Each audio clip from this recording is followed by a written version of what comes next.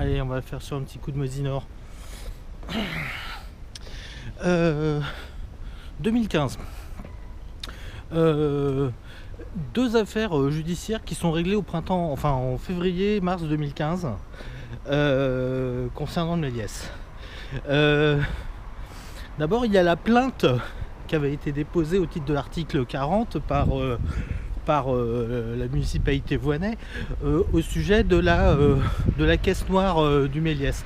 L'affaire de la caisse noire, c'est que donc on avait trouvé en fin 2012 des espèces effectivement n'entrant pas dans la comptabilité publique, sans tenue de compte ni rien, dans une armoire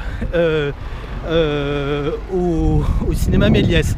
Et les personnes responsables ne pouvaient répondre de cet argent qu'en parlant d'un système illégal, effectivement, de gestion de faits et de création d'une double billetterie, c'est-à-dire de faux en écriture, quoi. C'est leur seule manière de répondre, c'est oui, bah on fait pour les séances dites non commerciales, on fait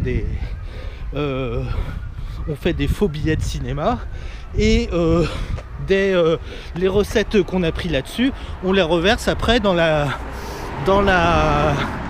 billetterie normale. Ah ouais, où sont les comptes là-dessus? Il n'y en a pas.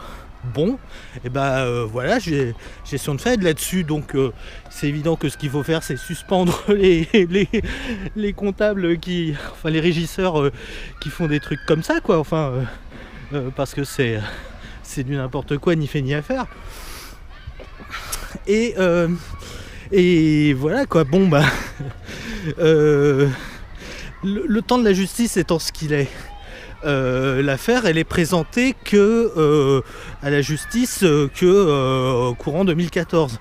Et en 2014, ce qui se passe, c'est que les cocos reviennent aux affaires et ils donnent effectivement en tant qu'ils essayent de retirer la plainte qu'a déposé Voinay, en tout cas en tant que plaignant. Ils disent oui, non, la ville donc de Montreuil a déposé plainte contre X sur la trésorerie du Méliès, mais vraiment il n'y a pas de quoi fouetter un chat, c'est pas trop grave, c'est juste quelques centaines, quelques milliers, on sait pas exactement, mais c'est rien du tout, et de toute façon nous ne sommes plus plaignants.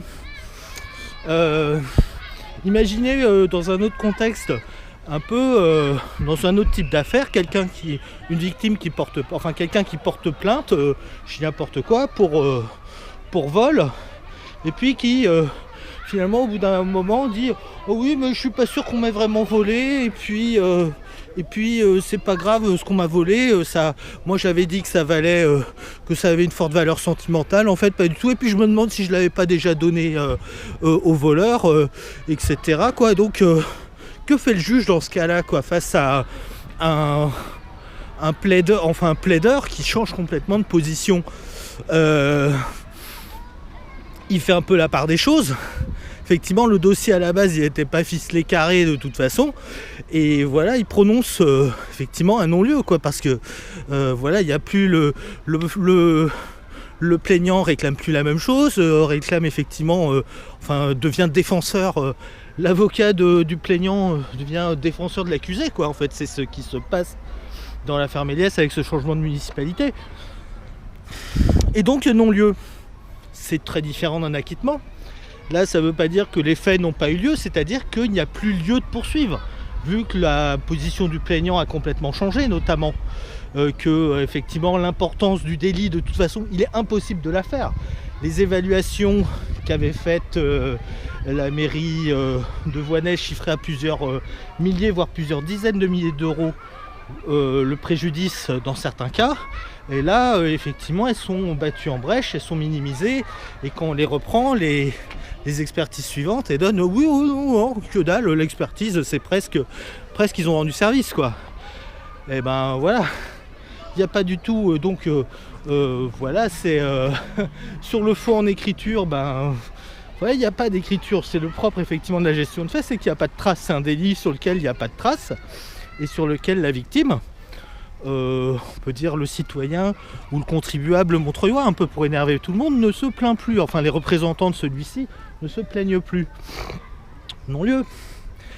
Et donc ça arrive pendant une campagne électorale et c'est utilisé effectivement comme, on utilise le mot innocenté beaucoup. Victoire effectivement, et là il y a un grand battage effectivement des communistes et socialistes contre les Verts quoi. On trouve même donc Stéphane Goudet après sur les tracts effectivement pour les départementales qui sont en cours quoi, dans lequel il attaque, comme j'ai déjà dit, de façon dans lequel il attaque les Verts. Voilà, c'est ça un non-lieu quoi. C'est pas glorieux quoi.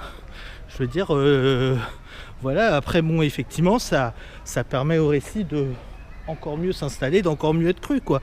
Parce qu'effectivement, voilà, la réponse la plus simple, effectivement, c'est histoire montée de toutes pièces par Dominique Voynet. C'est pas tout à fait ça. C'est pas du tout même ça. Mais bon, c'est pas grave.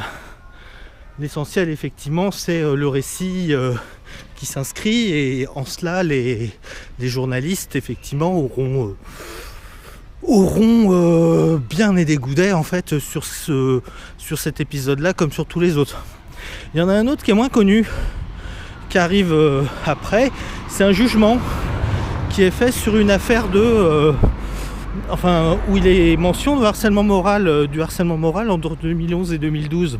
Enfin, entre 2008 et 2012. Le plaignant, en fait, par contre, n'attaque pas son harceleur, n'attaque pas Stéphane Goudet, mais il attaque la ville au titre que la ville ne lui aura pas accordé protection contre ce harcèlement moral. C'est une affaire un peu en billard à trois bandes et ça s'avère pas fonctionner justement parce que c'est trop tordu quoi, d'une certaine façon. Mais n'empêche qu'il existe donc un jugement de 2015 qui atteste du harcèlement moral de Stéphane Goudet contre l'un de ses subordonnés. Ça existe, il y a un jugement de 2015, j'ai la pièce effectivement, je la diffuse. Enfin, elle est d'une certaine façon diffusable à demande. Enfin voilà, cette pièce-là, c'est une pièce dans laquelle il est mentionné plusieurs fois que en langage judiciaire, les faits de harcèlement moral sont avérés. La personne harcelée, cependant, a perdu ce procès. Pas parce qu'il n'a pas été harcelé, mais parce que effectivement, on considère que dans cette affaire, la personne qui a été attaquée, c'était Dominique Voynet et la ville de Montreuil, en ce qu'elle n'aurait pas accordé une protection nécessaire et suffisante au harcelé, comme il est tenu par la loi, quoi. Eh bien, voilà, on considère que Dominique Voynet, dans cette affaire, c'est elle qui gagne en fait dans cette affaire. Elle a protégé, elle est en fait d'une certaine manière celle qui, à part le non-lieu effectivement sur la double caisse, Dominique Voynet a gagné tous ses procès dans cette affaire. Sur la question du contrat léonin de Stéphane Goudet, sur les questions de la diffamation aussi, il y a relax. Alors elle le dit jamais, effectivement elle communique pas dessus parce que voilà, je trouve qu'il y a beaucoup d'égoïsme dans le fait qu'elle communique pas dessus, parce que finalement elle laisse les agents et les vraies victimes de Stéphane Goudet, elle les laisse en souffrance. Et donc dans ce cas-là, de cette là, j'en veux beaucoup à Dominique Voynet de ne pas faire de la publicité un peu aussi sur ses victoires judiciaires, un peu dans les affaires Méliès. Waouh, bientôt 10 minutes. Voilà. Enfin voilà, en tout cas en 2015, il y a bien un texte qui démontre que Stéphane Goudet, les abus graves et répétés qu'il a commis à l'égard d'un de ses subordonnés constituent des faits de harcèlement moral.